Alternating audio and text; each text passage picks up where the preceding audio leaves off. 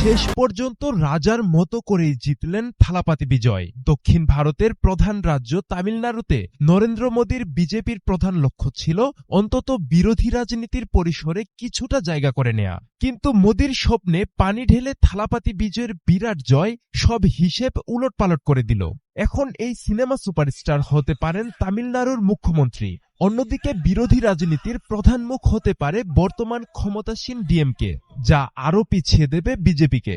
একজন সুপারস্টার, একজন আইকন, তামিল সিনেমার থালাপাতি বিজয়। মাত্র 2 বছর আগে প্রতিষ্ঠিত তার দল তামিলাগা ভেত্রি কাজাঘাম, সংক্ষেপে টিভিকে। এটি হতে যাচ্ছে একটি যুগের অবসান এবং আরেকটি যুগের সূচনা। সিনেমার নায়ক থেকে মুখ্যমন্ত্রী হওয়ার পথে থালাপাতি বিজয়। এই সম্ভাব্য বিজয়কম্প এর পেছনের বাস্তবতা কি? কিভাবে একজন অভিনেতা রাজনৈতিক শক্তিতে পরিণত হলেন? কেন দুর্বল হয়ে পড়ল পুরনো শক্তি? এবং এই পরিবর্তন ভারতের বৃহত্তর রাজনীতিতে কি প্রভাব ফেলতে পারে? তামিলনাড়ু বিধানসভার মোট আসন 234। সরকার গঠনের জন্য প্রয়োজন 118 আসন। প্রাথমিক ট্রেন্ড অনুযায়ী টিভিকে এগিয়ে রয়েছে প্রায় 100 থেকে 104 আসনে, ডিএমকে এগিয়ে প্রায় 50 আসনে এবং এআইডিএমকে জোট এগিয়ে রয়েছে প্রায় 70 থেকে 80 আসনে। এই সংখ্যাগুলোকে যদি বিশ্লেষণ করা হয় তাহলে 3টি গুরুত্বপূর্ণ বিষয় সামনে আসে। প্রথমত, কোনো একক দল সরাসরি সংখ্যাগরিষ্ঠতা পায়নি, যার অর্থ জোট বা সমর্থন রাজনীতি গুরুত্বপূর্ণ হয়ে উঠবে। দ্বিতীয়ত, থালাপাতি বিজয়ের দল টিভিকে যদি একক বৃহত্তম দল হয় তাহলে সরকার গঠনের ক্ষেত্রে তারা প্রধান দাবিদার হয়ে উঠবে। তৃতীয়ত, ডিএমকে এবং এআইডিএমকের ঐতিহ্যগত আধিপত্য প্রথমবারের মতো বড় ধাক্কা খেতে যাচ্ছে। তামিলনাড়ুর রাজনীতির সবচেয়ে অনন্য বৈশিষ্ট্য সিনেমা এবং রাজনীতির গভীর সম্পর্ক। এখানে সিনেমার নায়করা শুধু বিনোদন দেন না, তারা মানুষের আশা আকাঙ্ক্ষার প্রতীক হয়ে ওঠেন। এই বাস্তবতা থেকেই উঠে এসেছে একাধিক রাজনৈতিক কিংবদন্তি। এম.জি. রামাচন্দ্রন তামিল সিনেমার সুপারস্টার থেকে মুখ্যমন্ত্রী এবং 3 দফায় ক্ষমতায় ছিলেন। জয়ললিতা জনপ্রিয় নায়িকা থেকে 6 বারের মুখ্যমন্ত্রী, দীর্ঘদিন এআইডিএমকের নেতৃত্ব দিয়েছেন। এম করুণানিধি যদিও অভিনেতা নন কিন্তু চিত্রনাট্যকার হিসেবে সিনেমার সাথে যুক্ত ছিলেন এবং 5 বার মুখ্যমন্ত্রী হয়েছেন। এই ধারাবাহিকতা দেখায় তামিলনাড়ুতে স্টারডম শুধু জনপ্রিয়তা নয়, এটি একটি রাজনৈতিক পুঁজি।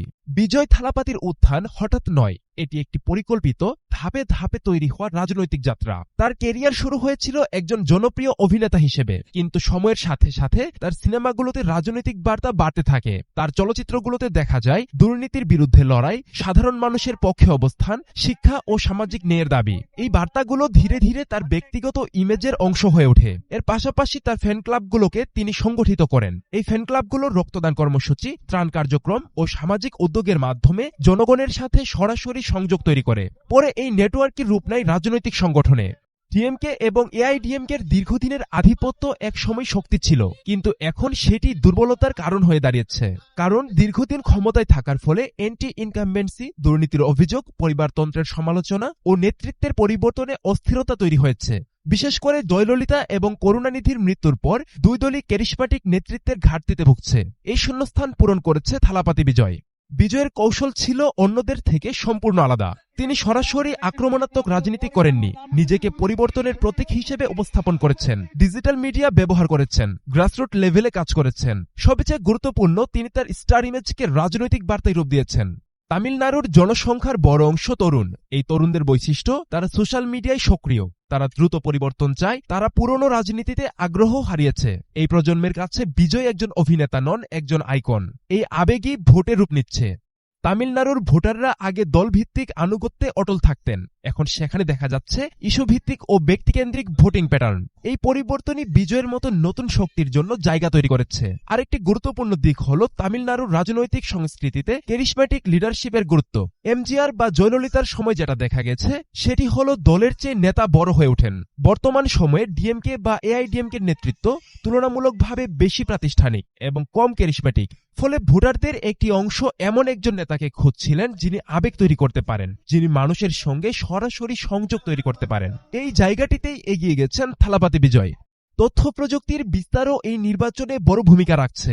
আগের নির্বাচনগুলোতে প্রচারণা মূলত মিটিং, মিছিল এবং টেলিভিশন নির্ভর ছিল, কিন্তু এখন social media, YouTube, short video platform এসব হয়ে উঠেছে প্রধান প্রচারণার মাধ্যম। বিজয় এই ডিজিটাল প্ল্যাটফর্মগুলো খুব দক্ষতার সঙ্গে ব্যবহার করেছেন। তার বার্তা দ্রুত ছড়িয়ে পড়েছে তরুণ ভোটারদের মধ্যে, যারা ঐতিহ্যগত রাজনৈতিক প্রচারণার বাইরে থাকে।